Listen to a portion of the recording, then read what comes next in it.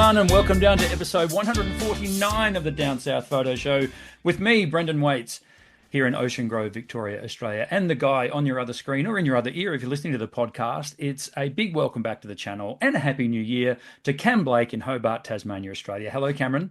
My God, it is New Year. I forgot all about that. Yeah, I hello. know, How you it's going? crazy. We weren't actually intending on putting a video out this week, We but had we had something kind of came up, didn't it? something special popped up in our intro, didn't it? And we're like, shit, we probably need to get on. We need to get out of hibernation over the New Year's Eve and New Year's Yeah. time, and maybe polish up the skills of running a photography podcast. Exactly. And it is a massive welcome aboard to new subscribers who have seen the thumbnail and seen that we have the legend that is Mr. Thomas Heaton on the channel today. Amazing. What a get for the Down South Photo Show to have him I on. know, right? Have a Yeah, chat to him. It's going to be amazing. yes, so it was brilliant. So we have just completed the chat, and now we're doing an intro to talk to you about the chat, but we won't be here very long. We'll get on with the chat in a sec, but we just want to do a little bit of homework before we move on to that. First of all, our December comp on our Facebook page has ended, of course, because it's now January. So thank you for all the entries in that. We will next week or maybe in 2 weeks' time let you know who was the winner of that. So thank you for everyone who entered, and then in February we'll have a new comp on the Down South Photo Show Facebook page. Wonder what that's yet. Um, We haven't got a theme for that yet, have we? We'll have to. no, we'll come up with one. I'm sure we will. Right. And just real quick, dsps.com.au, jump on there and check out all our workshops that we've got available for you. We are starting to run out of places on these workshops, so get onto dsps.com.au and hit up the workshops and check out some tours that we're doing. Cam, did you have a good Christmas period? No, I had a terrible one. I was a little bit unwell over Christmas, as we Yes. discussed off air, but Yeah, that was a bit shite. But the kids had a great Christmas, and Santa Claus came again, and that that's what was it's all good. about. Yeah, we had a good couple of days, and then New Year's Eve was pretty quiet, and then, like I said, we opened up the emails, and we're like, wow, we probably need to get on and do an episode. That's right. We should do this. We were going to have a week off, but yeah, yeah, it was awesome to have Tom on the channel. So I guess we can just sort of throw that interview now. I think we should. We should not keep the people waiting any longer. So sit back, relax, enjoy our chat with Mr. Thomas Heaton. Hello, everyone, and welcome down to a very special episode of the Down South Photo Show with me, Brendan Waits, and that guy, Cam Blake. And as you can see on the screen, there is a third individual. It's a massive Down South Photo Show. Welcome to Mr. Thomas Heaton. Hello, Tom. Hello, how you doing? Very, very well. When we do these Good. things, it's. I feel like I've known you for a long time, but I've only just met you. It's one of those things because I've followed your channel for so long, and now here I am in your studio. Yeah, it's a bit of a funny one that the amount of people I meet who say they feel like they know me, Yeah. and then of course and I appreciate that because I've met people who I follow on social media and whatnot, and you do feel like you feel like friends. Like Yeah. I catch myself in conversations with people, and I say, "Oh yeah, no, I know this guy who does this thing. I don't know this guy. This is just a guy I watch on YouTube." But you Exactly. feel like you're friends with them. So Yeah. yeah, Yeah. I get that. Yeah. Yeah. Straight off the top, Thomas or Tom? Tom's fine. Oh, Yeah. good. Nice. I like that. Yeah, We'd Thomas, like- if it's business or if I'm in trouble with my wife or mother. That's what I was going to say. I'm Cam, but usually it's Cameron if I'm getting in trouble with Mum. It's about the only person who calls me Cameron, which happens a fair bit. But yeah, Yeah. Well, yeah, again, thank you for joining us. You've got well, you're getting close to 600,000 subscribers on YouTube, which is quite the achievement, which we'll come back to. So between us, we've got 588,000 subscribers. That's not bad. No, that's very good. How many? And what percentage of that do you guys take up? No, 'Cause that doesn't None matter. of my That's not subscribers important. watch my channel, so I don't know if I can class 580,000 as It's funny though, isn't it's it? not as Like good how as it looks. many, like it's funny when you see the subscriber count versus how many people watch your videos. Like I mean, we're relatively new to the YouTube algorithm and the YouTube space, but did you find that a little frustrating when you see, hang on, I've got this many subs, but only this many people watch that video? Yeah, it's one of those things. Like when you start out with YouTube, you can be quite naive, and you think that a sub equals a view, and maybe that was the case sort of 10 years ago. But YouTube are always fiddling on with their platform, and now when you log onto YouTube, you have to look for the channels that you subscribe to and that I subscribe to. I have Yeah. to. It's a bit of an effort to go in and find the videos by the people who you subscribe to. It's like YouTube wants to make you feel like you have some control, but really they want to feed you stuff. That's their goal. So in order to watch the content that you want to watch, you have to go and seek it out. Otherwise, you let YouTube take all the decisions, which is never a good thing to do. Yeah. But then, as a creator, because of that, you kind of have to play the game a bit, which is annoying because it does get in the way of good content. Yeah, absolutely. Yeah, they certainly make you search for what you want to look for, don't they? And then once you search a certain topic, we search your channel of photography, then all of a sudden your feed is just flogged with whole heap of photography themed stuff. And then you want to look at car stuff or you want to look at sports stuff, you got to go looking for it. It's really Yeah, but as well as that, like YouTube is now saturated with unfulfilling, quick turnaround, cheap content, and it really bugs me. It's like it's almost as if like people figure out what gets views. I'm not talking about photography channels here. I'm talking about across the broad spectrum, and like there's no real. I mean, there is a few good quality channels and videos out there, but a lot of it is just like sitting down, top 10 lists, quick tips, buy Yeah. this, buy that, don't buy that. The 10 worst things you could buy. You need to buy this. Yeah. You do not need to buy this, or whatever. So it's all this. I'm just being bombarded by all of this junk on YouTube, and I'm searching for content that inspires me, that content that tells a story, content that I can get sucked into and really watch. And you do get those do come along every now and again. Maybe like 1 in 100 videos on my feed is that quality content. Yeah. And actually, it's that inspires me to make my videos as best as I can. And it's frustrating because no one watches those videos that tell a good story. Everyone just seems to want like consumerism and quick and easy stuff. It's a credit to your channel that you have got such a great following, and we get so many people here in Australia. I do photography workshops here in Australia, and the amount of people have mentioned your name on workshops. The amount of times I have to agree with what you've taught on your channel in my workshops. It's almost like people are coming along with your knowledge, and I'm just, yeah, that's right. He's on the mark. He's right with that. So, you do have a great reach, and it's a credit to you that, like in all that mess of YouTube, you still stand out, which is pretty cool, I reckon. Yeah, I'd like to stand out more. It's difficult. Well, don't What get me I find started is on like those. Don't get me started on those YouTube videos as well that have the AI voiceover. oh God, I've started to notice them all the Yeah, time now. I've clicked and on a I'm few of just them. yeah, and I'm just click nope. Yeah, it's Yeah, crazy, isn't it, that YouTube content now is being filled up with just total 100% AI generated videos that have stock video footage, and Yeah. it's usually, I mean, it's just a story. Everything on YouTube, right? All the good stuff is original. Mm. All the stuff that I don't like is stuff that gets rehashed and rehashed and rehashed. The same tips all the time, the same products all the time, Yeah. same stories. Like there'll be stories about, I don't know, like say a lost hiker.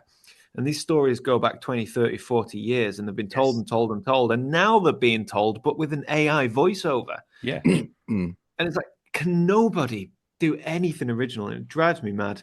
Sorry, guys. I'm not usually this grumpy. I'm just having a bit of a rant. I was going to say, is it early morning for you and not us? Yeah, It's that's right. We're the ones up at 6 a.m. No, I've had a busy day. Yeah, And I want to sit down and watch a good quality, original, creative YouTube video because YouTube is my main sort of, Yep. yeah, it's my All right. main consumable. Well, I don't watch television anymore. let's set about making some good YouTube content, shall we? Well, that's it. That's what you have to do. And All that's the right. difficult thing. Well, I don't know if you've seen any interview. Well, I don't know if you even have watched one of our videos, but in the past, when we've had guests on, we start with a little segment I like to call burst mode. So what I have is about 10 questions that you can answer any way you like. There is no wrong answer, but it kind of helps our viewers and listeners get to know Thomas Heaton. So shall we kick off? Oh gosh, it's not quick fire, is it? Well, burst mode. All right. Okay. Well, I'm not being held liable for any community strikes you get on your channel for my answers. No, the more the merrier. that's right. And there's no wrong answer, and take as long as you like to answer it, even though they are sort of rapid fire. Question one, Okay. color or black and white? Color. Digital or analog? Ooh, I'd have Yeah, to so say this I gets them want to every say time, analog doesn't it, but Cam? digital. Yeah, analog's good. Talk about original content. Your your first camera that you owned, Thomas. Ooh, a Canon 350D. Hmm. So, First, wow. it was digital. Yeah, it was the first digital camera that was, or one of the first digital cameras that was at sort of a consumer level. It was accessible. It was in the price bracket of most people. Yeah. So do you miss compact flash cards, Thomas? No, not at all. I Because still got them yeah, though. yeah, I've still got a drawer full of them. I can't bring myself to get rid of them.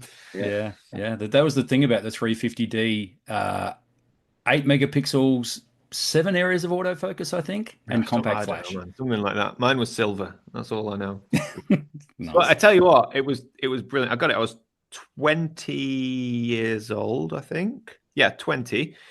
And I got it. It was a birthday present, and it was unbelievable because I had been shooting Yeah. film up until that point, but I'd never owned the film cameras. I used to use the cameras that the college would give out to us.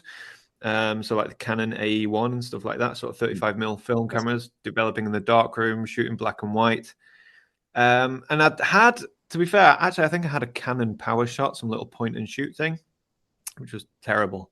And as soon as I got that DSLR, that 350D with interchangeable lenses and discovered macro lenses and discovered white balance and how you could make the moon glow orange almost and street lights and reflections and oh my god, it was just the most exciting time of my life was when I got that first camera.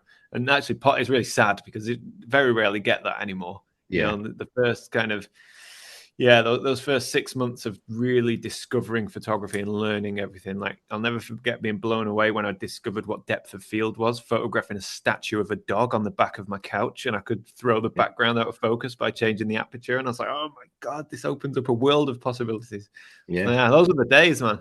Yeah. Yeah. Absolutely. That's very cool. That's it's kind of like the genesis, right? This is the Thomas Heaton story getting going. I guess so. Yeah. Wow, I love it. Um, what's the your current favorite camera to use?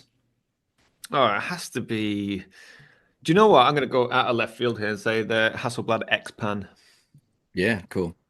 It's I just had so I good had a to feeling like. you'd say that, given by what I've seen with your videos, like and how much you enjoy using that camera. What do you like about shooting with the X-Pan? Well, it's the rangefinder, and it's the field of view that you get, and the Mm. fact that as soon as you put it up to your eye, it just it makes you look at the world in a completely different way. And the irony is, that I don't really use it much for landscapes. I use it more for walking around. If I go out on a trip or if I'm going to a new city or something, I'll take it with me.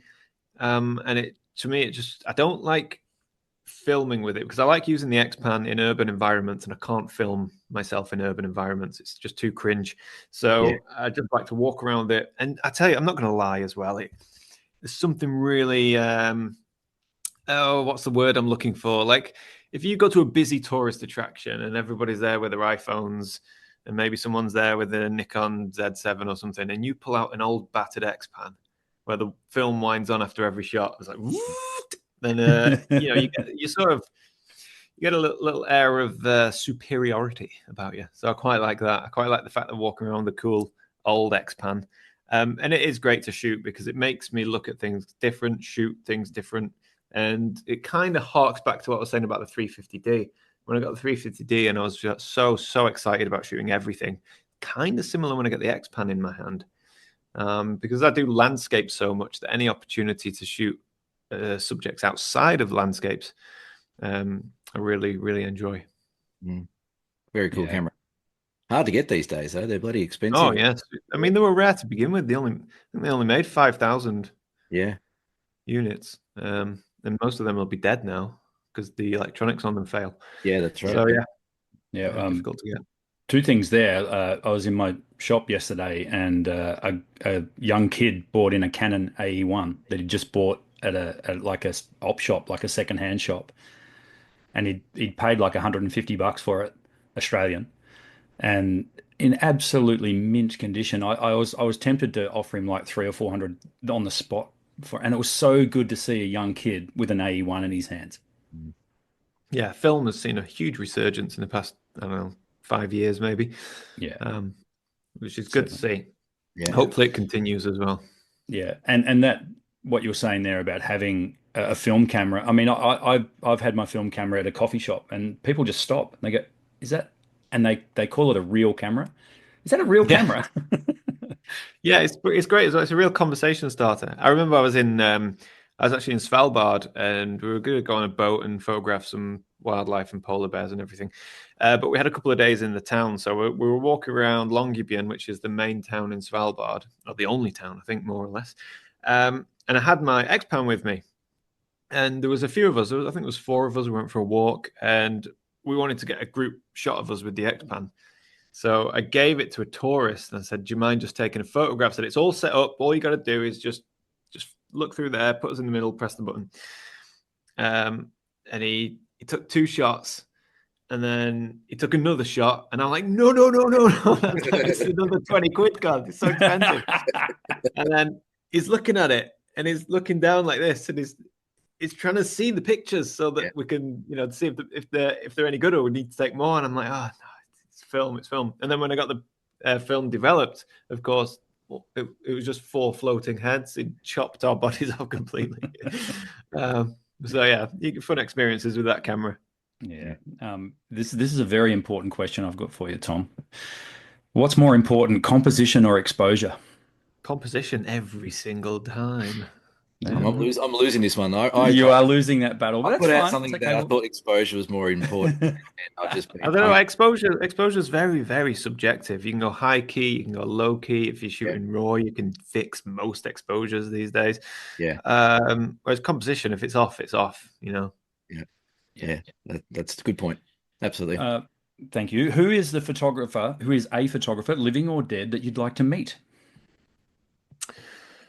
Ooh, I think I'd quite like to meet Bruce Percy. He's a great photographer. I love his work. Super abstract. Shoots a lot of film, and goes to very cool places. I know. Yeah, I love his work, but never met him. So I think if I was to bump into anybody in the field, yeah, I think I'd like to meet Bruce. A UK photographer, is he? Scottish. So Scottish. yes, UK. Yeah. UK. Safe. Have you been to Australia? No, it's too far, man. I don't fly very well. So the thought of just getting on a plane for 24 hours just kills me. So, You could you do it. don't have to. You can sort of hop. Well, you could do it that you did 100 odd years ago and come on a boat. Yeah, that's right. Ah, yes, true. How long would I need for that? About 3 weeks. Yeah, a bit. Yeah. Be good though. No, I'd like to. I think Australia. I'd love to. If I could just teleport there, I would go. Yeah. But I think with Australia, I think I'd need to commit like a month. Yeah. I'd need a long time because otherwise it would just feel like I wasn't scratching the surface. And then it's so big. Where do we even begin? That's true. I mean, we do have a massive country, and we're very lucky. We live here, obviously, but even for us to get to some of these places, for us, it's a long haul. Even within our own country borders. So I totally understand where you're coming from. Yeah. I will. One day I will. I'll do that whole area. Japan, New Zealand, Australia. I want to do Tasmania. Actually, that's what I'd like to see. That's where I'm from. So that's where Cameron's based. Yeah. Oh, there you go. Yeah. It's very. I did Scotland for the first time a couple of months ago, and the comparisons between Tasmania and Scotland were quite similar. And yes, I believe so. Yeah. So yeah, and Tassie, as we call it, it's a little bit smaller than Scotland, so you can almost go around in a day and a half around the whole island. But it's got a bit of everything. So yeah, let us know if you're coming out. I'll buy you a beer and show you around. Oh yeah, I mean, yeah, I'll be letting everyone know because if I'm going there for a month or two. So that's right. Yeah, definitely meet up with loads of people. That would be the dream. Well, I could see you getting, and we're trying to get him out to Australia as well. We might have to do like a big road show or something. Yeah, these guys out to Australia and show them around. Yeah, that's a point actually. If there's anybody who wants me to come in, who wants to pay me to go to Australia, I'll do it then. Yeah. But you have to fly me business class because I won't survive. I won't survive economy. We've got a fairly limited budget on the Down South Photo Show, but we'll see what we can do. Yeah. I don't think Qantas is sponsoring us just yet, but it's a shame. Yeah. Well, okay. Moving along. What's the largest print you've ever made of one of your images? I just made one today, 1.5 meters wide, Nice. which is very big. Yeah. That is, Like for one person to make and handle. It's like wouldn't even it's this big. it's Yeah. big. Yeah, It's about as tall as me. that's Yeah. right. Uh, what's Gavin Hardcastle really like? Oh, he's a princess. Perfect. That's Yeah. all we need to know. Uh, two to go in the burst mode. What's your favorite film stock? Portra 400. Yeah, Yeah. that's we use Easy That's that a one. lot. yeah. Everyone probably answers that. Yeah, it's Yeah. well, Ultra 100 and 400. Yeah, absolutely. Or Sinister 800T is a close one as well. I've Okay. only shot a couple of rolls of it, but loved it. Yeah, very cool. Yeah, Yeah. awesome. I mean, there's a reason Portra 400 is so popular. It's because it's damn good. Mm. And last one in the burst mode. Have you been recognized in the street? Yes, many times. Yeah. And how do you handle that? Yeah, you just be polite. Make sure you ask their name, shake hands, have a chat about photography. Got recognized. Some weird places I've been recognized. Got recognized a few weeks ago. I was in Marrakesh in Morocco, like super crazy place, mega busy, like it's just wild. And got recognized there by a German fella, which was surprising. I was having an outdoor shower on a beach in Hawaii and got recognized whilst in the shower. Yeah, That's a good one. that's an interesting one. Yeah. Yeah, no, recognized. I was camping with my dad. It was dark, pitch black, no lights, and we were sat down on a camping table outside of our tent, having a beer, just talking. And some guy walked past us to go and get some water, and must have recognized my voice because he couldn't see us. And he came over and recognized us. So it's crazy. Happens a lot, which is something I never really expected when I started this whole thing, and I'm still not. Yeah, still struggle with it sometimes. Like Yeah. you can't get angry in public anymore. Those Yeah. days are gone. You've got Yeah. to be, even if somebody served you a raw chicken burger and then spills beer on your back and then tells you to, F off, Yeah. you can't get Yeah. angry. You've got to be Yeah. polite just in case someone recognizes you. Yeah. Or someone's got their camera phone out and filming it. It's the way of the world, isn't Hey, Brendan, I hope we never get to that level because I don't know if I'd be able to control myself out in public. it? Getting pissed off with someone, I think I'd have to let rip. But Yeah, I don't think we've ever got any worries about that. so, So the journey you touched on the journey of your Canon 350D Rebel XT, I think for our North American viewers. Oh yeah. So why did you get that camera? I mean, you obviously already had an interest in photography. What led to that point of you buying that camera? No, it was just the only one in the shop. That was it. Walk in, speak to the man. What should I buy? Buy this. Okay, thank you. Yeah, And I think because that's how most photographers start. yeah, And I think, you got all these people who are, I don't know if it's a bigger thing anymore, but certainly like, I don't know, 8, 10 years ago, you were either Canon or Nikon. mm, And I think a lot of that was down to the salesman in the shop at the time when you got your first camera. Because once you invest in all of the glass, you're not you going don't. to change brands. Yeah. It's a bit, people change a lot more nowadays, myself included, and there's a lot more choice nowadays, and there's a lot more. It's hard to buy a bad camera now. You can't really buy a bad camera; they're all good. So I don't know if there's as much brand loyalty anymore. There probably is, but yeah, back in the day, whatever the salesman in Jessop's or wherever, said buy this, then I bought that Canon, and that was me for God, I don't know, 15 years until I strayed away. Yeah. so you stayed in the Canon ecosystem for 15 years. Actually, that's not true. No, I had to sell my 350D because I had no money and couldn't pay rent. So I sold it and had nothing. And then my boss, my boss at the time was selling a Nikon D70S, and he said, "Oh, you could buy this if you want." I was like, oh, and I think I got him to give me an advance on my paycheck so that I could then buy his camera. And that was probably about 6 weeks after selling my Canon.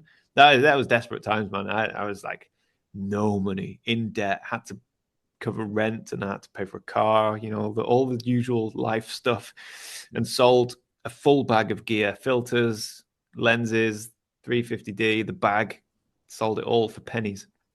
Yeah. um, and then regretted it and bought back a Nikon a few weeks later, and Yeah. You then need, ditched the Nikon and went to the Canon 7D, and then the 5D3, 5D4. Yeah.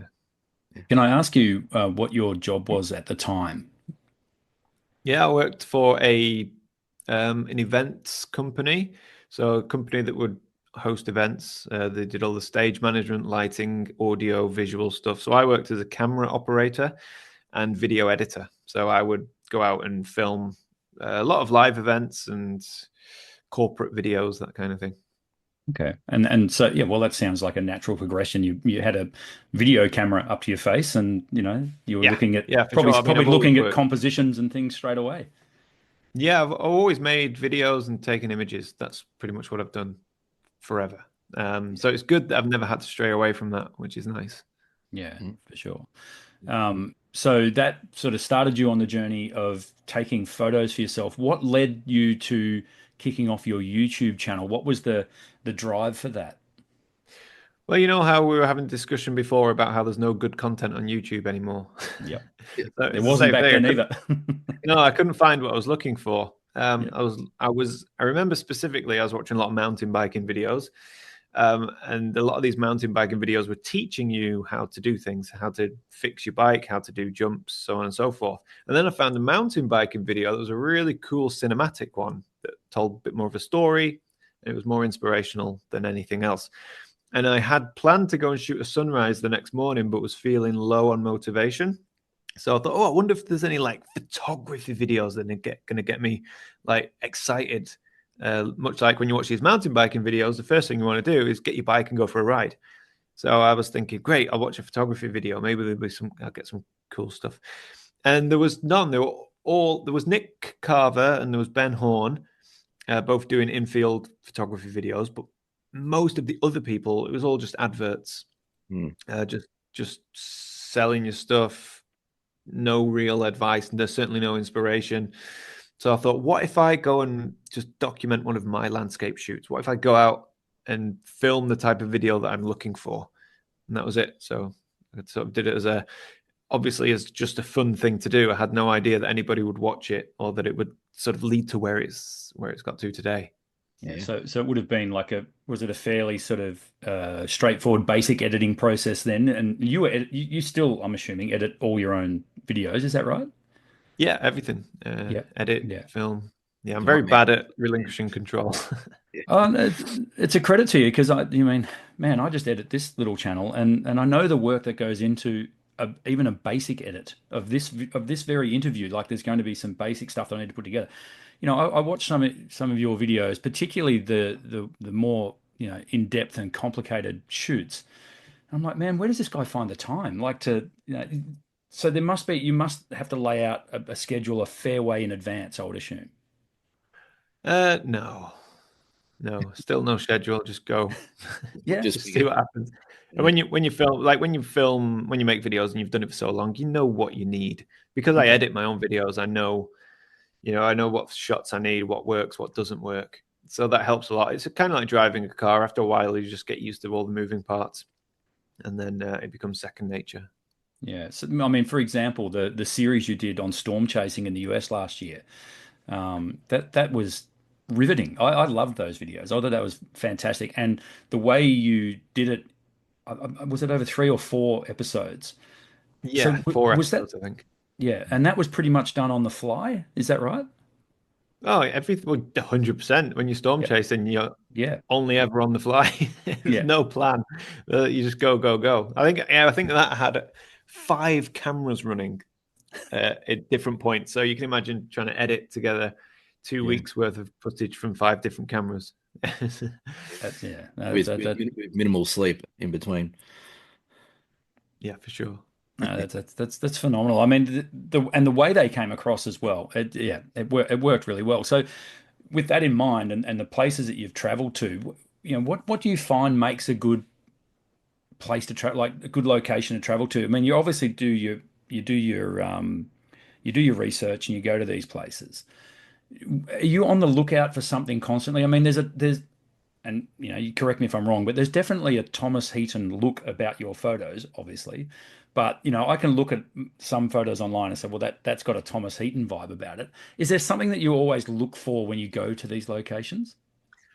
Um, yeah, I don't know if I'd agree with that because I kind of shoot everything. So I certainly have no style. Like if you look at Nick Carver's work, he clearly has a style. He shoots urban environments, twilight hours. It depicts the places where he lives and the places he visits to. Whereas me, I just shoot everything. But what I look for, I think for me, I try and keep my images as anonymous as possible. So like I don't like going to well-known locations that are identifiable. I mean, there's nothing wrong with that, and of course I do it from time to time, but I definitely don't want that to be the bulk of my portfolio. Because I just like stuff to be as original as possible. Not necessarily an original idea, because that's very difficult, but an original location, something that a lot of people would walk past, something that a lot of people wouldn't be able to identify where it is. And that opens up a whole world of possibilities when it comes to travel. Because if you get away from the idea of only shooting these well-known national parks, then yeah, you can go anywhere basically and find beautiful images. Just try and get out of that mindset of wanting to shoot super wide, epic stuff, and go and look for quieter, more original scenes. So yeah, traveling for me is partly photography and partly just it's great to see new places. But yeah, I don't do that much research really. I just kind of turn up and see what happens. Yeah. Yeah. So you get to these places. It's actually fantastic advice for our listeners, and that is, and Cam and I, we run the odd workshop here or there, and we do go to iconic locations, but we do that because we have students with us, and it's easier in a lot of respects to shoot iconic locations. They're all sort of laid out, they're spectacular, all that sort of thing. But we quite often, we'll teach people, point your camera that way. Yeah. Just go 90 degrees from that amazing landscape there and have a look over here. And it's actually a really good way when you're out in the field to shoot. Yeah. I mean, like, there's nothing wrong with it. Like, if you're going to go to, let's say, I don't know, Zion National Park, for example, right? You can go and you can shoot. I can't remember the name of it, but there's a really famous, couple of famous, super famous shots there. That if you go, you'll be joining 50 other photographers in a line. Yeah. Go and do that and get that shot, but Yeah. then move on. Like, go and see what else you can find, because you'll be so much more satisfied if you create an image that nobody else has got, where you were completely by yourself when you shot it, and it's so much more fulfilling. But then to a beginner, if you're a beginner, I would say go to these places, these honeypot locations, because they're a lot of fun and it's very exciting. If you get good light, you'll be super happy. But after a while of doing that, not only will you run out of places to shoot because there's only so many epic places in one area, but you'll start to you'll start to see better versions of your image. It's inevitable. Like with AI and with 10,000 people a year taking the same shot, someone's going to get better light, someone's going to get better conditions, someone's going to have a better camera, someone's going to have better editing skills. So your images will just fall into the ether, and they'll not get seen. But if you can create work that's original, that nobody's, it just could be a tree that nobody else has really shot because it's on your local footpath that you walk your dog. If you can get that in really beautiful light and beautiful conditions, like you will, oh my God, the pride and the fulfillment you'll get from that type of photography, or going to a super famous national park and coming away with some original images, and people say, "What? That's in Yosemite?" I'm like, oh yeah, that's a good approach to photography. And I think it also creates a better eye for photography as well. If you can go to those iconic places and walk away with your own take and originality on some of those spots, I think it builds your portfolio in your brain of what you can create. Like you see things differently, you look for things differently. We've got a classic, a very iconic mountain down here called Cradle Mountain in Tasmania. It's almost like the Yosemite of Australia, and everyone comes and just shoots that mountain. It's a classic sort of mountain shot, but it's hard to sort of pull people away from that shot. But when they do, when they start looking around or walking down some of the trails that the lazy tourists won't walk down, some of the original shots they get out of that national park are incredible, and it just makes you such a better photographer. So that's awesome advice. Absolutely. Yeah, I mean, like if I went to Australia, I'd probably Google these awesome locations and go Mm, and look at them, probably shoot them, but I'd only allow that to be 10% of my time out with the camera. yeah. The remaining 90%, I would be walking the trails and looking for alternative viewpoints of the same subject, or looking for completely different scenes altogether. And that's not, it's just because that's how I like to do it. It's, like you say, it's about practice.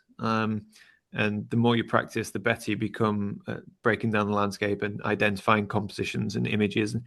And yeah, it's also worth thinking about what you enjoy doing outside of photography. If you're the type of person who likes to go hiking, then don't go to the viewpoint, go for a big hike Yeah. and wait until you see something on that hike. Yeah. Yeah. Yeah, Awesome. for sure. So very important question. How is the Delica going? Oh yeah, she's good. The diesel Broken. heater broke.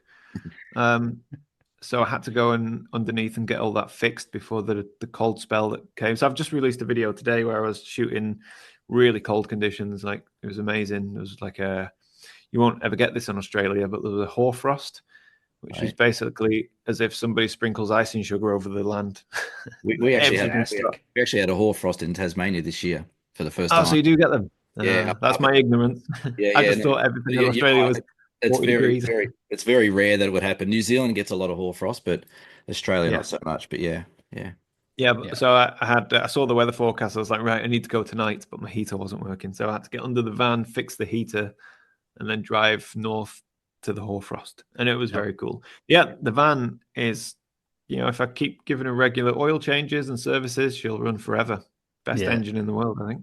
I think it was a fantastic addition to your channel. The van almost became its own character on your videos. Oh, the van's great. Yeah, it's Yeah. that's such an important thing as well with YouTube is building stories and pulling people into your world. And the way to do that is to create characters almost, like Yeah. if you've got a rickety old tripod that creaks when you pull the legs out, if people see that enough times, they'll be sad when it goes. And it's That's kind of right. the same thing with the van. Yeah, so that's it now. The van will be around for a long time. I'd love a bigger van. I just have nowhere to keep it. So Yeah. Well, the yeah, we'll stick van with Delica. conversion that you did, which I think was during COVID years, wasn't it? When you did the van conversion. Oh That yeah, that yeah. that was pretty cool. That was a departure from photography, and you had to. Well, I'm assuming you felt the need to keep putting out videos. So it's like, well, what can I do here? Well, let's do the van conversion video, which I really enjoyed. Yeah, I mean, when you're under house arrest, there's only so much you can do with a camera. Yes. But I bought the van before the government did their thing, so I'd always plan to build out the van. So actually, the timing was perfect. Um, it would have happened anyway, but I had nothing else to do. So, Yeah. so that was Yeah. it. Perfect. Very interesting. And speaking of new characters on your videos, the large format Canon printer, which Huge. looks like a pretty serious piece of kit. Yeah, I don't know what I was thinking buying that. Yeah, I got a too feeling big. this is going to become a character as well. This is like the van. You need to give it a name. Yeah, maybe. Well, Behemoth. every big thing I own is just called Big Bertha. So I can't keep calling everything Big Bertha. But yeah, it's just here. It's massive. I mean, I love it. It's so easy to use in terms of my old printer quite often would get print head strikes, or the corners of the papers would catch. And it would always do, it was good, but it wasn't perfect. Whereas so far, this thing just it's very fast, Mm. and it doesn't need babying, which is nice. It just works. And that's Yeah. all you want with a printer. You just want it to work. And yeah, so I've done some really big prints today, 2 huge panoramics, which after I'd printed them, realized that I didn't have a surface big enough to put them on. So yeah, it's just one of those things. And what will you do with those prints? Are they going to be framed, or what are we doing So with those? these ones, I'm going to put these for sale. So these, so the video that's going out tonight for me or this morning for you, I took a couple of images from that video, and then towards the end of the video, I printed them, and then I'll sell those prints. So I'm going to sell the big, huge panoramics as limited editions, so 1 of 10. And then I'm going to also take smaller panoramics and sell those as just open edition, much cheaper. All signed, of course. So that's it. Yeah, I'd start trying to claw back some money from this big printer investment. Yeah.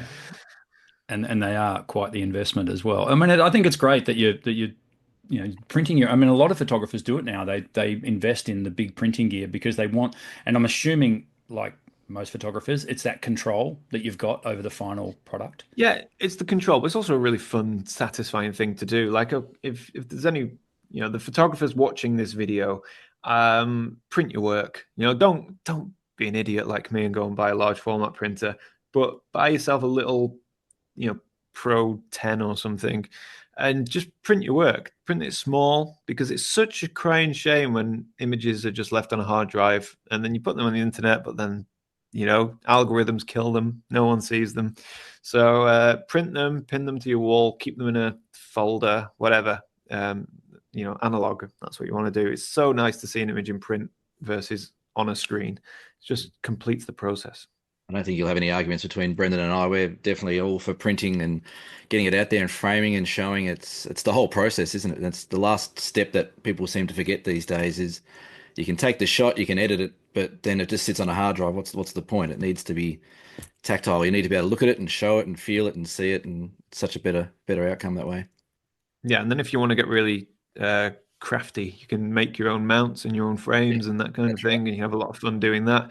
When it's raining outside, going to a workshop, build something, make something, you just feel, it's as good as exercise. You feel great afterwards.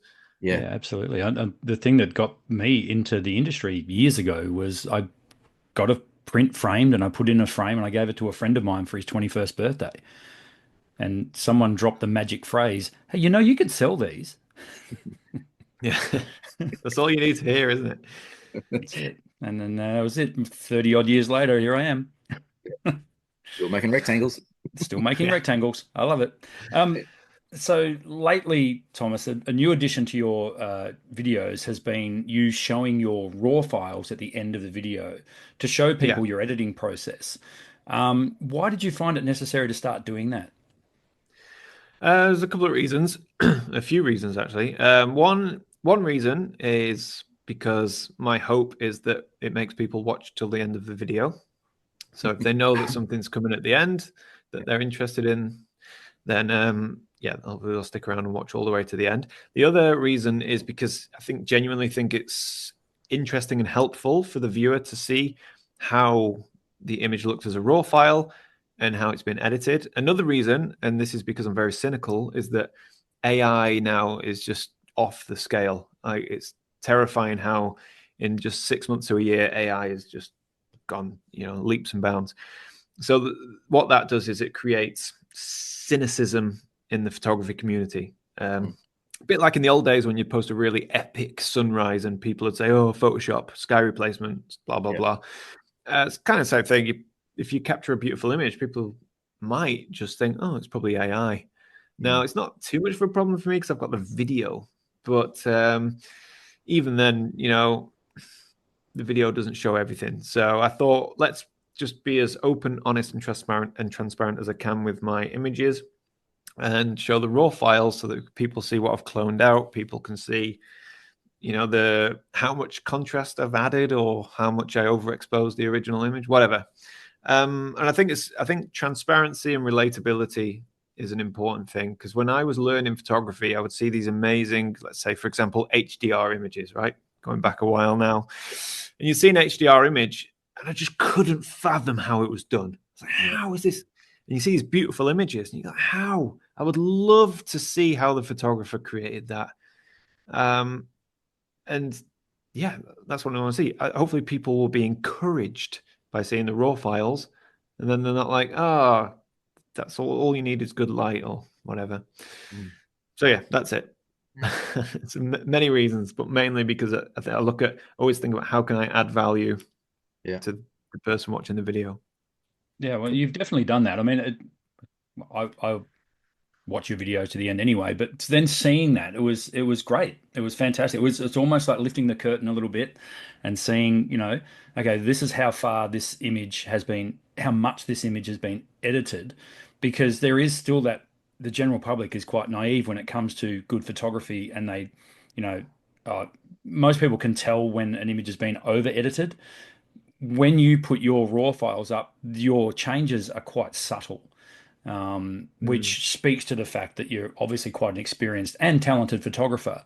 Um, as I say, I like that behind the curtain stuff. And in some regards, that's what I enjoy about doing these interviews, is because quite often people will see the real, no one sort of lets their guard down fully, but sort of see the real Thomas Heaton. And that makes things very relatable. Yeah, and I think it's important for success. We were talking before about YouTube and these bloody AI voiceover video things. Mm. Yeah, same when people read from an auto cue. I can't. Like, I want to connect.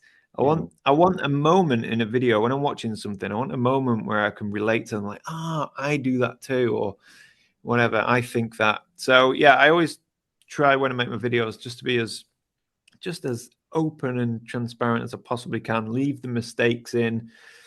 You've got to be careful these days. Like, you got to tiptoe around a lot of subjects because of censorship, and people are really polarized. They never used to be. It's crazy how the world's gone that way. So, Yeah. like, if you mention one thing, you could just instantly lose 50% of your viewership. So you do have to be careful. But generally speaking, it's good to be as open as possible. Yeah. Yeah, Yeah. I think it works as well. It's like you can tell, like you spoke about earlier as well. You watch some videos, you can just tell there's sort of just there's productions and performances where, you've mentioned Ben and you've mentioned Nick. We've actually interviewed them on this show as well, and they're just like yourself, just seem like very genuine, down to earth humans that just love photography and want to share their love of photography with everyone else. And I think that shines through, and I think that's why you've got great success is because if your videos are honest and like you said there is mistakes or there is moments where you're not sure about you're doubting yourself and things like that, and we all go through that as photographers, but it's great to see someone on a different level go through those same challenges and you can, like you said, you can relate to that, and I think that's a great thing. Yeah, I think so too. I think it also encourages people. Like I said before, when I was when I was first really getting into photography, the sort of Canon 350D days, when I was buying books by like great photographers, and I was looking at these images and looking on Flickr. I just couldn't I couldn't understand. There was a barrier between me and the images, and I really wanted to know how they were shot, and what I was doing wrong, because my images didn't look that crisp and that clean, and I never got those colors in my sunrises and sunsets. So I kind of put myself in the shoes of a brand new photographer and try and give away as much as possible. Yeah, Yeah. yeah, it's awesome. When we were talking to Nick Carver a few weeks ago, he was talking about his YouTube persona and how his friends and family would, call him out and say, you've got your YouTube voice on, or you've got your YouTube persona on. Does Thomas Eaton have a YouTube persona as well? Yeah, you have to, I think, because Yeah. it's not a persona, but whatever you do, like off camera, you have to do on camera, you have to add 10%. Mm. So when you talk, you have to be more animated, you have to lift your voice, you have to keep, because otherwise you just drone on and people will switch off. So you have to be a little bit more energetic, Yeah. but that's about it. And if you're feeling tired and grumpy, you've got to emphasize that. So it's really, yeah, it's just about emphasizing who you are anyway. So yeah, it's not too far removed, but you definitely have to think about viewer engagement and holding people's attention. Yeah, well, I mean, it's the entertainment industry as well. I mean, it's obviously you're there, you're showing off your photography, you're teaching, but YouTube is for entertainment. So, yeah, there Yeah, is a certain level, and to a certain extent, Cam and I, when we are on the show, we're quite similar. Like we will spice it up a little bit, and which you is great. have But to. I we think but we also when you have people edit who your own come with us video, on. We have people who come with us on tours and stuff, so they see that as well. So yeah, it's interesting. yeah, if you edit your own videos for 10 years, you'll Hmm. realize that you need to spice things up a bit. It's like, how many times do I say, got it. So after a few edits, you start to realize that you've got to stop doing that. And it's like editing my own videos. Oh God, I'm getting bored and I'm editing and I'm the one who filmed them. So next time, speak a bit faster, get to the point quicker, stop Yeah. repeating yourself, Yeah. have a bit more energy, move around a bit, be a bit more animated. So it's still me. Everything's, all my opinions, everything's still the same. It's just, it's for the camera, it has to be a bit more polished. juiced up. Yeah. So to that end as well, do you have any employees for Thomas Heaton Inc., or is it just yourself? If the tax man is asking, then yes. Yes. She's my wife. Well, my wife is on the books. There you go. So technically, yes, I have an employee, and she helps me mostly during calendar season. So I sell calendars, and when I get so many orders, she's a godsend. So she'll come and pack calendars and help me ship them and that sort of thing. And then she's on call anytime I need some work doing. So if I'm traveling, for example, she'll hold down the fort here.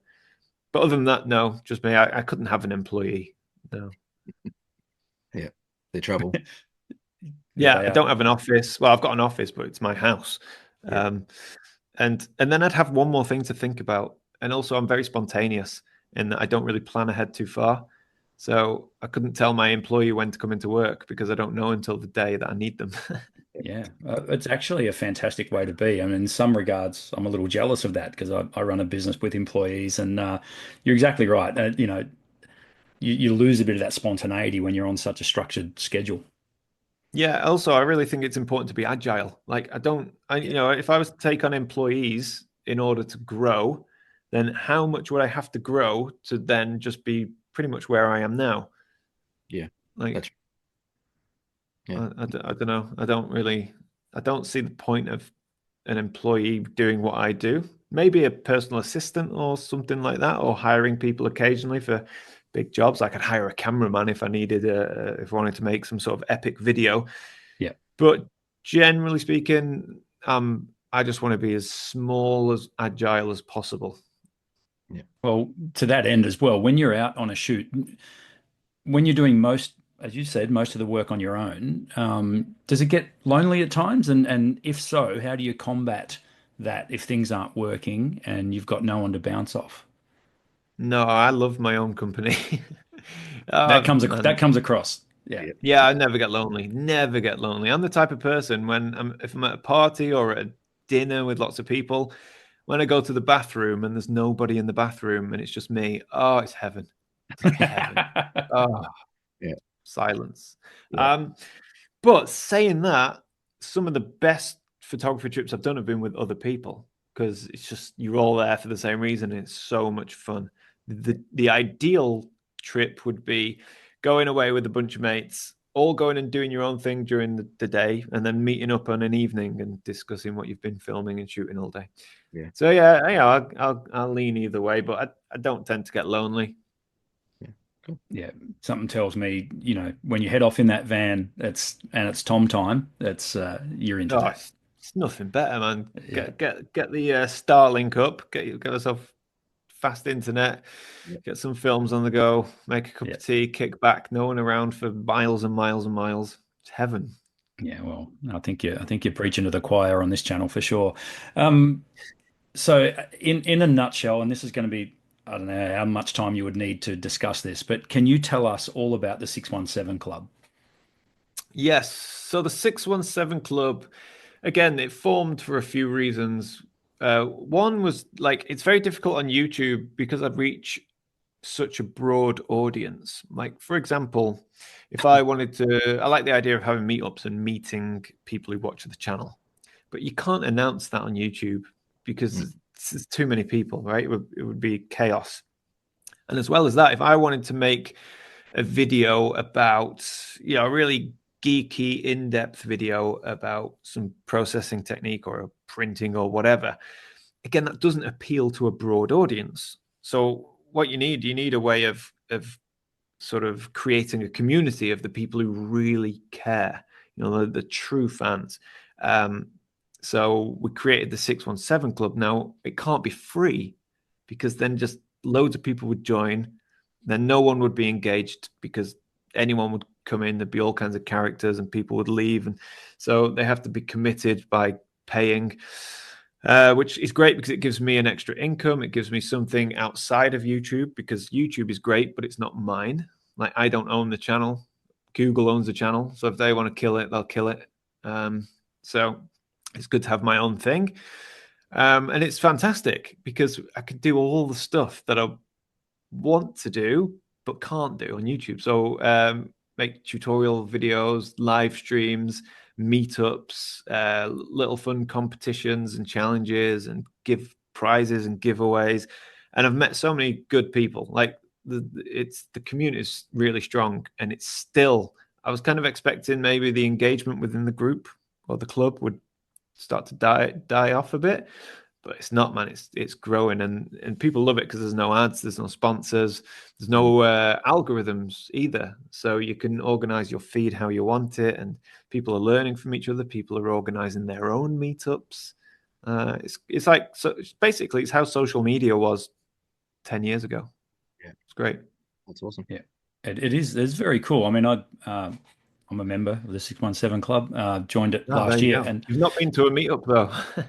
no, unfortunately not. And it's probably the time zone thing that sort of throws me out a little bit. But yeah, but I do catch flight. up on it though. He needs business class flights everywhere he goes as well. Yeah, so. that's right. So that's exactly. So, and the 617 Club was that was a joint initiative with you and another photographer. Is that right? Yeah, Simon Baxter. Thank you. No, yeah, because he's great. He's a very good photographer. He's also very focused. He's like basically he's the opposite of me. Like I'm scatterbrain all over the place, spinning too many plates. I know nothing about tech or IT. So Simon's organized, kicks my ass every now and again when I've been slacking off in the club, or I get distracted by other projects. So yeah, he's great. Is adds a lot of value. And I think work very well together because we're so different. Okay, and you'll find all the details for the 617 Club and of everything that Tom does in the description below. Do you feel like your YouTube channel in particular has a use by date? Oh yeah, it's expired already. like if you look at like the trajectory of my YouTube channel, it was going like this for the first 5 years, and then boom, flatlined. Every other the algorithms change, YouTube's change. It's obviously going to keep evolving. Thing is with YouTube, they always need new people, so they want to promote new channels and not really push older channels like me. So I get videos that spike and do well. Like one video could do 100,000 views in 2 days, and then another video could do like 40,000 views, and then it's dead. So there's no consistency anymore.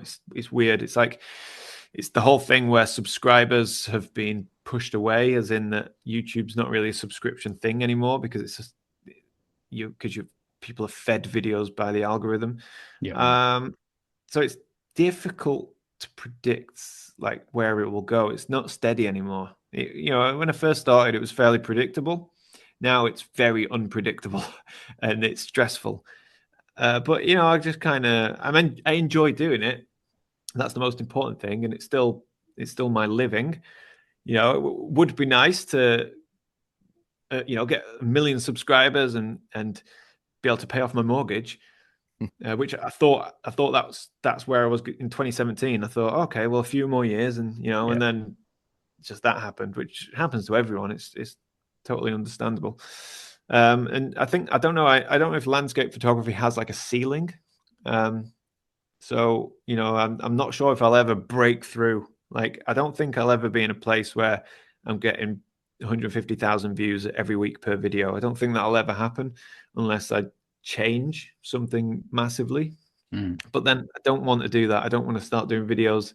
The one thing that I've always stood by is I want to make videos that I want to make and make videos that I want to watch. So to look at what's getting views and how to grow and then start creating content that's not authentic, I'd rather just do something else. Yeah, it's interesting. It feels like, and you'd know this, it feels like the goalposts get shifted quite often with the YouTube, with the algorithm and with everything that you're looking for out of YouTube. It just feels like it all gets changed to suit the business model of Google or of YouTube more than the actual creator. They're looking after their own interests, which I get. It's a business. I totally understand that. But that forever having to pivot and to chase, it must get tiresome. Yeah, it's good. I really, really respect like Ben Horn, who's never changed what he's done. He's always made the videos in the same style, more or less. He's never had ads, never had sponsorships. And I just think, well done, mate. I wish I could do that. Like, I am moving away from sponsorships now. I'm taking on less this year, and hence, trying to sell prints and back myself. Because sponsorships are a pain in the ass. They're good. They're very good. Don't bite the hand that feeds you. But when you have to interrupt a video to do a sponsorship, and then you have to send the video to be proofed by the sponsor, and then you have a deadline, it's a nightmare. And then sometimes what's worse is when you have a sponsorship contracted to go out. I don't know, let's say I've got to do a sponsored video tomorrow, but I've got no content, right? So you have to create something just for the sponsor. Then what you end up with is a weak video with a sponsor thrown in the middle, and everyone knows you only did that video because you had a sponsor. And I see that as well. I watch other channels, not photographers, but all sorts, and they'll do a rubbish video about whatever 10 reasons why you're not doing very well at this thing, whatever. And then like the video will be 8 minutes long, but the sponsorship read will be 2.5 minutes long. And it's like, you literally sat down and did this just so you could get a sponsor out, which I've done in the past, but I don't want to do that. So I need to think, how can I replace the income from my sponsors? And selling prints is hopefully what I'm going to do. That's an incredible insight to how it works. Like just seeing it from your side of the fence. Like we watch the videos and this is sponsored by Squarespace or whatever it's sponsored by. But just knowing that what the mechanics behind all that is quite interesting. I wouldn't have thought it would. I'm maybe a bit naive, but I wouldn't have thought it'd be that in depth that you have to meet deadlines and do these things for these sponsors. And some sponsors are better than others. To be fair, it depends. Like most of the time for me, it's not a problem because I'm out in the field. And then I just turn to the camera and say, "Oh, by the way, this is the sponsor." Blah blah blah. But it's most difficult when you don't have any content, any good content. Like I think I can get away with a bad video if it's not sponsored. I don't think I can get away with a bad video that is sponsored. Yeah. Okay. But yeah, a lot of them will want to want to proof it 2 days before it goes live, and they'll want you to tell them exactly when it's going to go live, and yeah, sometimes it works out just fine. But so you're constantly getting feedback from these sponsors. They watch it pretty intently and make sure they're getting bang for buck. Well, they just want to make sure that then you're not saying the wrong thing. Yeah, telling them you can get 20% discount when you can only get 10. Some sponsors, I won't name them, but there was one sponsor who wouldn't sponsor my video. We agreed we're going to sponsor a video on this date, blah blah blah.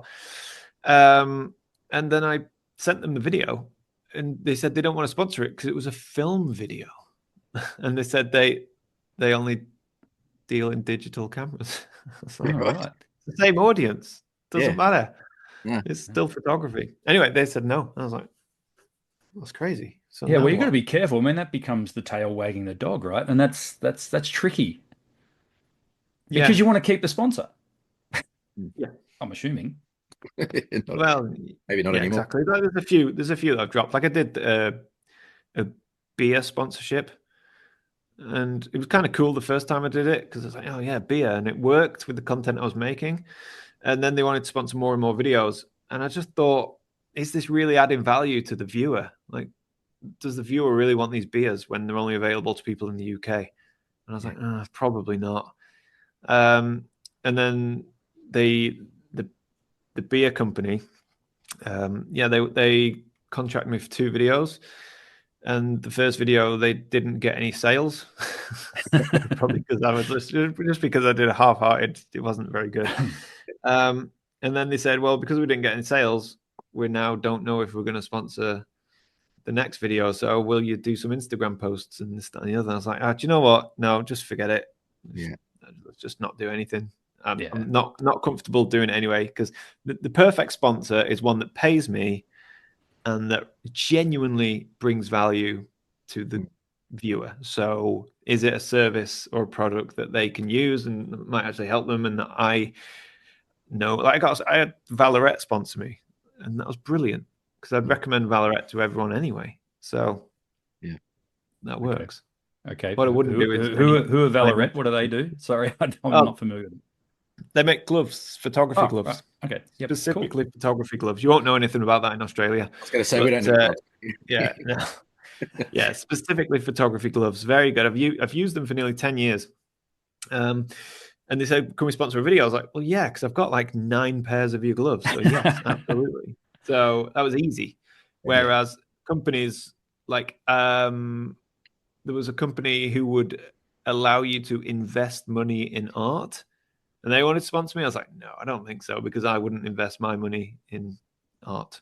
Like, as an actual savings and investment thing. I was like, "No, it's dodgy." Yeah. So yeah, No, I like that. sponsors. It seems to me like the way you choose your sponsors, does it pass the pub test? You got to, is this going to fly? I like that. So, can you do the Squarespace spiel in your sleep? Yeah, I've been doing it for 9 years now. So yes, Yeah, I love it. I mean, easiest one. you can tell. Squarespace. They're the best, by the way. Squarespace are by far the best sponsor because they pay well and they're super flexible in that they don't demand. They just say like one video that month, so they don't care when it is. Yep. And I've said the same shtick every time, and they was like, "Yep, no, that's fine." And I'm like, "Brilliant." Yeah, Squarespace is a funny one because I don't use Squarespace, right? And everyone always emails me and says, "Why isn't your website Squarespace if you're sponsored by Squarespace?" And the reason is because when Squarespace contacted me, like, I don't know, like 8 years ago, whenever it was, literally contacted me the day after I just dropped 5 grand on a new website. So I was like, oh. So I was like, okay, I'll take the sponsorship because, I didn't know them at the time, but I was like, well, it looks like a good product that will be interesting to my audience, right? Every photographer should have a website. So yeah, why not? It's easy. I don't know how to build one. I wish I'd known about this a week earlier. Could have saved myself 5 grand. So I did it anyway. And now I've been fielding those emails from people for the past 8 years. Why isn't your website Squarespace? It's just the way it is. Yeah. But they are great. And if I needed a new website for something else, well, yeah, just use Squarespace. Yeah, so easy. Exactly. That's right. Not sponsored, by the way. You guys should be getting paid. Yeah. Yeah, that's right. We'll send you the invoice. That's no worries at all. Oh, don't send it to me. I'll give you the email address of the guy at Squarespace. Send it to them. Now, look, we said we'd only keep you here for an hour, so we really do appreciate your time to this point. So, the classic question, we're going to use it. What does the future hold for Thomas Heaton? Are there goals? Did you set out goals for yourself 5 years, 10 years down the track, or did you think that far ahead? No, it's difficult to doing what I do because everything changes. I tell you, the 5-year plan for me would be very simple. It would be pay off my mortgage, and then once the mortgage is paid off, then I have a sort of certain sense of not needing to chase things as much. So what I would do is I would release fewer YouTube videos, but far higher quality. So I'd only release videos when they're really good. And I'd probably fall into a routine of creating like 1 hour long specials and dropping them once a month rather than doing weekly videos, which sometimes feel a bit watered down. So that's where I'd like to go. But getting there is so difficult. Like, I'd need to see a huge spurt in growth. I'd like the 617 Club to grow and overtake YouTube in terms of income, and then that would also free me up to then get off the hamster wheel, as it were. Yeah. And there's nothing wrong with weekly videos. I love doing it, and most of my videos I'm proud of, but I'll be honest with you, not all of them. Sometimes I just do a video because I need to do a video. Other times I do a video because I want to do a video. So those are the best ones. Yeah. Like when I drove my van to Iceland last year, that was amazing. But I squeezed 8 videos out of it, and I was milking it. What I should have done is just done one video, like 2 hours long, epic. But yeah, that'd be cool. That in a minute. You just need Netflix to get on board. Yeah, maybe. Like I want something to change.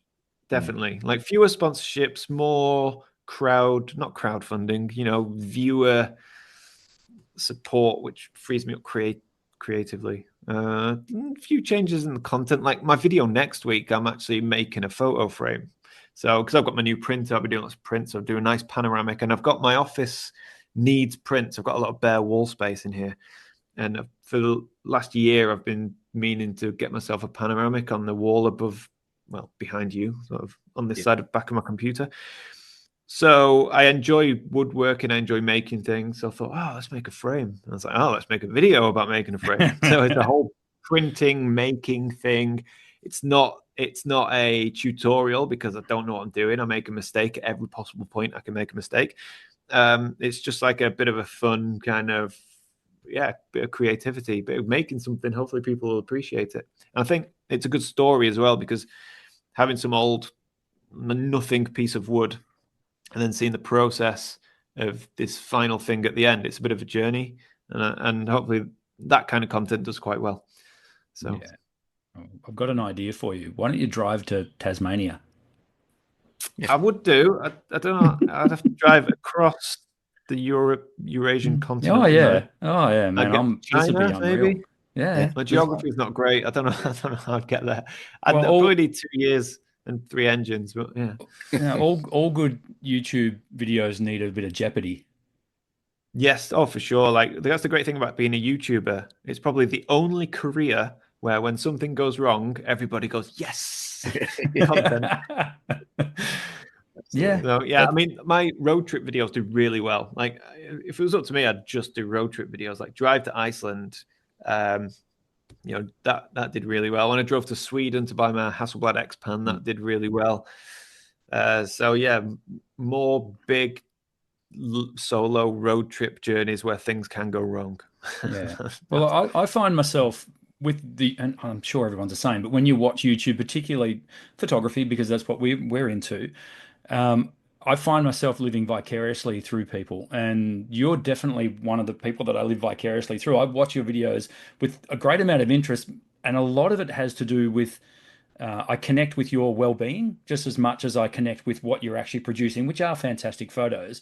But I think deep down, it's like I almost want to make sure that Thomas Heaton is okay, and it's funny like that you get so connected with these people, like with Nick Carver as well. Like when I watch his stuff, and particularly when he does a road trip, it's like I'm in. Like I really enjoy watching that stuff. But as I say, it's actually a care for the person producing the video. So you're obviously doing something right there, Tom. Yeah, that's really nice to hear.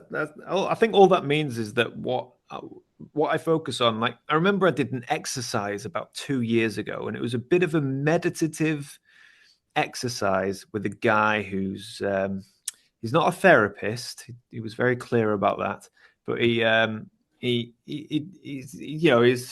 I don't know how to describe him, but basically we were looking at what direction do I want to go in with life, with the channel, and let's get deep, right? We need to get deep and find the inner thoughts and so on and so forth. So we did some meditative exercises, and words flowed. We wrote things down, so on and so forth. And the number one thing that came out with, I can't remember specifically what we were doing, but anyway, it was authenticity. That was the most important word to me in life and in my business career as well.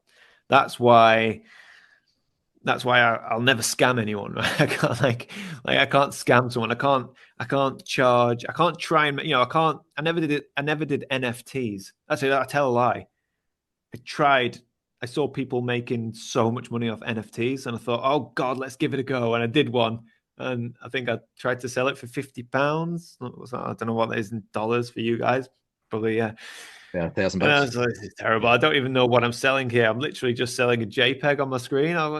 So I took it down, and I thought, well, I'm never doing that again. It was like I felt guilty. I felt like I'd just done something I shouldn't do, because I thought whoever's going to buy this is not going to get any value. So everything I do has to be authentic, and actually, it's really nice because then you never feel bad if somebody has a go at you for whatever reason. Then you know that you've done the best thing you could possibly do anyway. So it's just an unfortunate thing, and I don't feel bad. So maybe that's why you feel that way, because it's me. It's genuinely me. In the videos, it's me. Yeah. Emotionally, it's me. I never try and be happy when I'm not happy, and I never try and fake sadness and fake things. Just keep it real. You know, it 100% comes across. So, keep doing what you're doing, Thomas. It's fantastic. And as I say, whenever a Tom Heaton video comes out, I'm watching straight away. Oh, great! You've got one now. I dropped one about an hour and a half ago. So. All right. Well, I'll get off here But and go and watch it. it's a long one. Oh It was a shit. long Okay. one. Right. Well, maybe I'll go to work and put it on. Yeah. Just sit there and relax. It's a good one though. It's the best one I've done in ages. So Oh, okay. really All good right. conditions. Well, It was you the heard it here Hoarfrost. first. You heard it here first, guys. The Down South Photo Show exclusive. That's right. Yes. Even though it's already out, and this won't come out until it's after out. It doesn't matter. Yeah. Yeah, it's fine. That's how it works. Yeah. Tom, thank you so much for your time today. And we could keep going for hours, but we don't want to keep you. And we really do appreciate you giving up some time to talk to our viewers. Thank you so much for the tips and advice that you gave our viewers and listeners as well. And yeah, look, and as we said, if you're ever in our neck of the woods, by all means, say good day. One day. It's on the list. That New Zealand, Japan, that whole area. It's happening one day. Yeah. Well, and I don't hopefully know. hopefully at some point we can get you back on and see how the plan is working out. Yeah, for sure, guys. I'll come back on. No problem at all. Nice. Thanks, Tom. That was awesome. All right. All right. Thank you very much for time. Cheers, And we will see you for episode whatever, 150, I think, next week. So cheers. Thanks, everyone. And thanks again, Tom. Cheers. No problem.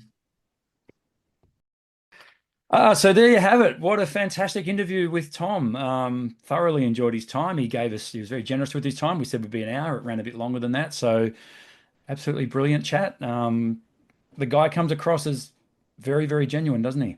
Yeah, look, yeah. What you see is what you get, which I think's amazing.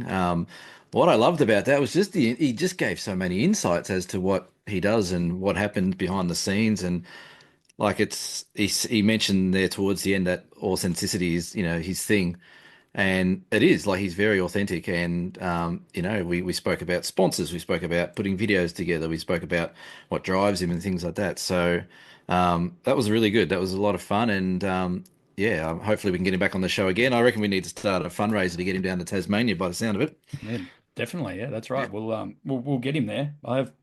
He expressed a genuine interest to get down to Tassie. So Yeah, he avoided Ocean Grove and just went straight for Tassie. oh well, why wouldn't you? I mean, come on, I didn't want it to is. We all know it's the creme de la creme of Australian landscape photography is Tasmania. Yeah, that was great. Great questions, well interviewed, and yeah, he was just a really nice guy. And like I said, he gave us a bit more time than we sort of said, and no issues. So yeah, thanks, Tom. Again, it was great. Yeah, and once again, welcome to anyone who has joined us after seeing Tom. The Down South Photo Show is almost 150 episodes old. We've been running for about 3.5 years or so. We do a weekly podcast, which goes on YouTube and also on wherever you find your podcasts. And for those of you wondering why you would do a photography or landscape photography related show as a podcast, well, welcome to our world. But it tends to generally work. People like to listen to us when they're driving or doing a workout or walking the dog or whatever. So we do discuss a lot on the Down South Photo Show. So welcome aboard. It's good to have your company. Yeah, absolutely. And like I said, we try and put out an episode every week, and pretty light-hearted view, and we're getting some amazing people on the show for a tiny little Australian podcast. We're getting, and I think we're going to get some more inboxes popping up. So stay tuned. Yeah, we have an amazing photography community in Australia, and these people want to hear from these amazing international people. So away we go. Absolutely. And if you like this content, head over to dsps.com.au, have a look around our website, see what we've got on offer for you there. So buy us a beer if you want to. All right. So this has been episode 149 of the Down South Photo Show. We will see you maybe next week, maybe the week after for episode 150, Cam. We should have made Thomas Heaton's 150. Oh, well, no, it didn't quite work that way, did it? Should we maybe hold off a week? No. This is going live. P.S. The interview was recorded this morning. We were up at a silly o'clock, and that's fine. 5 o'clock. Yeah. Yeah, that's right. So I hope you enjoyed that. And as I say, we'll see you for episode 150 next week. Bye for now.